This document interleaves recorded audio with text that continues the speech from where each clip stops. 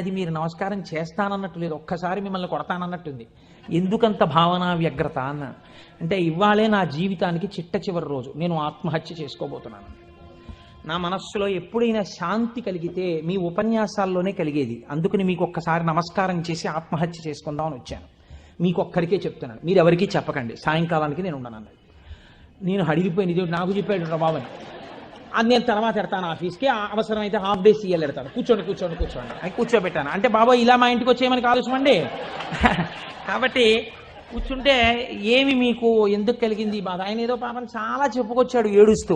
నేనన్నా సరే ఒక పని చేయండి, ఆఖరి ప్రయత్నం ఒకటి చేయండి. మీరు దీక్షగా 42 రోజులు శివాలయానికి ఎవ్వరికీ చెప్పద్దు. ప్రదోష వేళలో వెళ్ళి శివ ప్రదక్షిణం చేసి మీరు ఏమీ చెప్పకండి. మీరు చెప్పగలిగినంతసేపు శివాలయం అరుగు మీద కూర్చుని శివ శివ శివ శివ శివ శివ ఇదొకటే. ఒక 42 రోజులు ఈ దరిద్రాన్ని, మీ కష్టాలని అనుభవించి చూడండి అన్నారు. మీరు నమ్ముతారా? ఆ వ్యక్తి నా దగ్గరికి వచ్చి నా జీవితంలో ఆశించని రీతిలో నా జీవితానికి ఒక కొత్త మలుపు తిరిగిందండి, నేను వరంగల్ వెళ్ళిపోతున్నాను, నేను సెటిల్ అయిపోతున్నానని చెప్పాడు. ఆ వ్యక్తే నాకు ఈ మధ్యనే మళ్ళీ ఫోన్ చేసి, కోటేశ్వరారు ఇప్పుడు నేను ఎంత ఆనందంగా ఉన్నాను అనండి, ఒక్కసారి మీరు ఏమైనా వరంగల్ వస్తారేమిటండి ఉపన్యాసాలకి, మీ దర్శనానికి వద్దాం అనుకుంటున్నాను, నేను కూడా కాకినాడ అన్నాడు. అయ్యా మీరు ఎప్పుడైనా కాకినాడ ఇప్పుడు అక్కర్లేదు, ఇప్పుడు తర్వాత వద్దురు కానీ, నేను వరంగల్ ఇప్పుడు మాత్రం రావట్లేదు, నేను వరంగల్ వస్తే చెప్తాను, అప్పుడు మీరు నా దగ్గరికి వద్దురు కానీ తప్పకుండా దర్శనానికి అన్నాడు. కళ్యాణి అందులో అంటారే, ఏతి జీవంతిమానందో నరం వర్ష శతాదపి అంటుంది సుందరకాండ. 100 ఏళ్ళు బతికిన వాడు శుభాన్ని చూస్తాడు. అందుకే తొందరపడి ఏదో సమస్య ఉందని ఆత్మహత్యలు చేసేసుకుంటాం ఇలాంటి మాటలు అనకూడదు. కాబట్టి చూడండి, శివుడు ఉద్ధరించగలడు అనడానికి ప్రత్యక్ష ప్రమాణం మనకే ఉంది కదా. శివం అంటే మంగళం, శోభనం, శ్రేయస్సు, కళ్యాణం. ఏ శుభము నీకు కావాలన్నా శివానుగ్రహముగానే వస్తుంది. శివానుగ్రహము కలిగితే నీ ఇంట సర్వమంగళములు జరుగుతాయి. అందుకే శంకర భగవత్పాదాచార్య స్వామి శివానంద లహరిలో ఒక మాట అంటారు, అసలు శివ నిన్ను చూసి ఏదేదో అనుకుంటుంటారు, అసలు నీ స్వరూపం ఒక్కసారి ఆలోచించు. శంకర నాకు శుభం ఈయన అడగడానికి నీకు నేనేమి ఇచ్చివను? కరస్తే హేమాద్రౌ, ఒక చేతిలో నువ్వు మేరు పర్వతం బంగారు కొండ పట్టుకున్నావు, బంగారు కొండే నీకుంది, ఇంకేమివ్వను? గిరిశ నికటస్తే ధనపతౌ, గిరిశ ఓ శంకర నీ పక్కన నవనిధులకు అధిపతి అయిన కుబేరుడు ఇలా నిలబడ్డాడు, నువ్వు ఎప్పుడు కుబేరా కొంచెం ఏమైనా 2 రూపాయలనేమిటి అనలేదు. ఆయనే ఎప్పుడు ఏమైనా అడుగుతావేమోనని ఇలా నిలబడ్డా, ఆయన కోరిక తీరలేదు. గిరిశ నికటస్తే ధనపతౌ, కుబేరుడు నీ పక్కన ఉన్నాడు. గృహస్థే స్వర్భూజామరసురభి చింతామణిగణే, నీ ఇంట కల్పవృక్షాలు, కామధేనువులు, చింతామణులు రాసులు పోసి ఉన్నాయి. ఎన్ని కామధేనువులో, ఎన్ని కల్పవృక్షాలో, చింతామణులతో గోడలు కట్టారు నీ ఇంట్లో. పోన్లేవయ్యా ఇవన్నీ ఉన్నాయి కానీ నీకేదో మోక్షం ఇస్తాను, నీకేమైనా అనారోగ్యం వస్తే తగ్గిస్తానడానికి, నీ యొక్క శిరస్సు మీద సీతాంశు చంద్రబింబం ఉంది, చంద్రరేఖ ఉంది, కాబట్టి మోక్షం ఇచ్చే అధికారం నీకుంది. ఇంకా నీకు నేనేమివ్వను? నాది నాది అన్నది ఒక్కటి ఉంది నా దగ్గర, నీది కాదని నా దగ్గర ఉన్నది అన్నది ఏమిటో తెలుసా? కమర్థం దాస్యేహం భవతు భవదర్థం మమ మనః. నాది అని అస్తమానం నన్ను బంధనంలో పడేసే ఈ మనస్సు నీకు ఇచ్చేస్తా, బుచ్చేసుకో. ఏదో రకంగా ఆయన పాదాల దగ్గర చేరడానికి శంకరాచార్యులు వారు మన కోసం చేసినటువంటి శ్లోకం కమర్థం దాస్యేహం భవతు భవదర్థం మమ మనః. మమ అన్న చోట నేను అన్న శబ్దం శంకరాచార్యుల వారి కోసం అండి, ఆయన అపరశంకరుడు, మన కోసం. ఇది జగద్గురువుల యొక్క కారుణ్యం. కనుక అటువంటి శంకరుడికి మీరేమివ్వాలి? మీరేమివ్వక్కర్లేదు. కానీ మీరు ఇలా నమస్కరిస్తే చాలు, ఒక్కసారి శివ అంటే చాలు, ఆయన పొంగిపోతాడు. అందుకు కదా మనం ప్రదోష వేళలో ఉపన్యాసం మొదలు పెట్టే ముందు శివాష్టోత్తర శతనామ స్తోత్రాన్ని ఒక్కసారి అనుసంధానం చెయ్యాలి అని మనం అనుకుంటున్నాం. బాగుందండి మీరు చెప్పింది, శంకరుడు అంతటి గొప్పవాడే, ఇంతవరకు బాగుంది. కానీ ఇలా ఆయన ఎప్పుడూ మా కంటితో మేము చూడని రూపంలో ఉండడమేనా, లేకపోతే మాకు ఇంతకన్నా ఏమైనా గొప్ప ఉపకారం చేశారా? కదిలినటువంటి శివుని యొక్క స్వరూపాన్నే నటరాజమూర్తి అని పిలుస్తాం. తనలో తాను రమించిపోతున్నటువంటి శివుడు అలలు లేని సరస్సు, కాబట్టి తనలో తాను రమిస్తుంటాడు, కదలిక ఉండదు. ఇప్పుడు అదే శివుడు సృష్టికర్త, స్థితికర్త, ప్రళయకర్తగా ఉన్నాడు అనుకోండి, కదులుతూ ఉంటాడు. ఈ కదిలినప్పుడు నటరాజు నాట్యం చేస్తుంటాడు.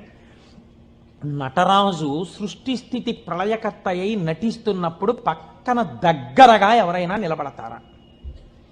నిలబడి అలా చూస్తూ సంతోషపడిపోయే వాళ్ళు ఎవరైనా ఉన్నారా నటరాజుని? శ్రీ మహావిష్ణువు అంతటి వారు అసుర సంధ్య వేళలో మధ్యలో వాయిస్తూ ఉంటారు, శంకరుడు నాట్యం చేస్తుంటే ఇద్దరే చూస్తారు. అలాగా మిగిలిన వాళ్ళందరూ నటరాజ తాండవమునందు సహాయం చేస్తుంటారు. ఆ ఇద్దరు ఎవరో తెలుసా? ఒకరు వ్యాఘ్రపాదుడు, ఒకరు పతంజలి. వీళ్ళిద్దరే చూస్తూ ఉంటారు. వ్యాఘ్రపాదుడి యొక్క శరీర అధోభాగం పులిగా ఉంటుంది, పతంజలి యొక్క శరీర అధోభాగం పావుగా ఉంటుంది. పతంజలి ఆదిశేషుని యొక్క అంశ. ఈ పతంజలి వ్యాకరణానికి మహాభాష్యం చేశారు. ఈ పతంజలి 1000 నాలుకలతో సమాధానం చెప్పేవారు. ఒకానొకసారి ఈ పతంజలి మహర్షి దగ్గరికి 1000 మంది శిష్యులు వచ్చి, అయ్యా మీ దగ్గర మేము వ్యాకరణం నేర్చుకోవాలనుకుంటున్నామని అడిగారు. పతంజలి మహర్షి అన్నారు, సరే మీకు 1000 మందికి నేను నేర్పుతాను ఏకకాలంలో. ఎవరు ఏ స్థాయిలో ఉన్నారో ఆ స్థాయిలో పాఠం చెప్పేస్తారు. వ్యాకరణ మహాభాష్యం చెప్పేటప్పుడు 1000 మంది 1000 రకాలైన ప్రశ్నలు వేస్తారు. 1000 మందికి ఒకేసారి జవాబు చెప్పాలి. కాబట్టి ఇప్పుడు తాను ఎలా చెప్పాలి? తాను ఆదిశేషుడు కనుక శేషాంశతో చెప్పాలి, 1000 నాలుకలతో చెప్తాను. కానీ 1000 నాలుకలతో చెప్పినప్పుడు ఒక ప్రమాదం ఉంది. శేషాంశతో ఉంటాను, దానిలో విషపు గాలి కూడా వస్తుంది. ఎదురుగుండా కూర్చున్నవాడు బూడిదైపోతాడు.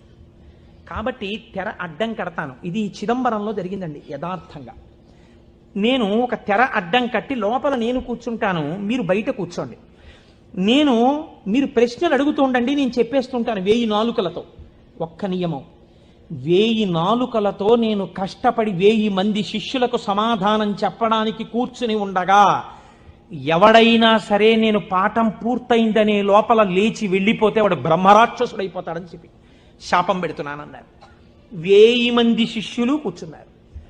కొంతమందికి అసలు ప్రారంభంలోనే అనుమానాలు ఉంటాయి.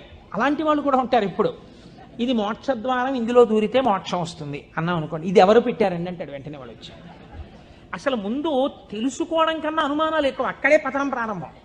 విన్నదాన్ని మననం చేసి దీన్ని మనం ఎంత అనుష్ఠానంలోకి తెద్దామని చూడకుండా మనం ఎన్ని అనుమానాలు ఇందులో తెచ్చేసుకుందాం అనేటప్పటికీ అది ఎప్పటికీ ఆగవు, మీకు ఎప్పటికీ ఆగవు అనుమానాలు. ఇప్పుడు ఏమైపోయింది, ఇందులో ఒకటికి అనుమానం వచ్చింది. ఏటో వెళ్ళిపోతే బ్రహ్మరాక్షసుడు అంటున్నాడు. ఈ మాట వినగానే అసలు నాకు తోచడం మానేసింది. అసలు ఈయన మొదలెట్టే లోపలే కాసేపు బయటికి వెళ్ళి తిరిగి వస్తే మనశ్శాంతిగా ఉంటుంది. పాఠం మొదలెట్టే లోపల వచ్చేద్దామని ముందే వెళ్ళిపోయాడు ఆయన. పాఠం మొదలెట్టేటప్పటికి వద్దాం, కాస్త మనశ్శాంతి వస్తుంది. లేకపోతే ఈయన ఏమిటో లోపల నేను 1000 నాలుకలు అంటున్నాడు, తెరెత్తకూడదు అంటున్నాడు, ఓరు నాయనో ఇదంతా ఏ గొడవగా ఉంటుందో, వెళ్ళిపోతే బ్రహ్మరాక్షసుడు అంటాడు. ముందే కాస్త తిరిగి వస్తే, అలా తిరిగి వచ్చేస్తే కాస్త మనశ్శాంతిగా ఉంటుంది. అప్పుడు వచ్చి కూర్చుందాం పాఠానికని ముందే వెళ్ళిపోయాడు. అంటే ఎలా ఉంటారో చూడండి లోకం. ఇప్పుడు పతంజలి వ్యాఖ్యానం మొదలుపెట్టారు. 1000 నాలుకలతో చెప్పేస్తున్నారు ఆయన పాఠం. ఒక ఆయనకి అనుమానం వచ్చింది, ఏమిట్రా 1000 మంది అడుగుతున్నాం, 1000 మందికి చెప్పేస్తున్నాడు సమాధానాలు, ఎలా చెప్తున్నాడు రా ఈయన? తెరడ్డం కట్టాడు, నేను చెప్తాను లేండి అన్నాడు. నిజంగా అసలు ఎలా చెప్పగలుగుతున్నాడో ఒక్కసారి చూద్దామని.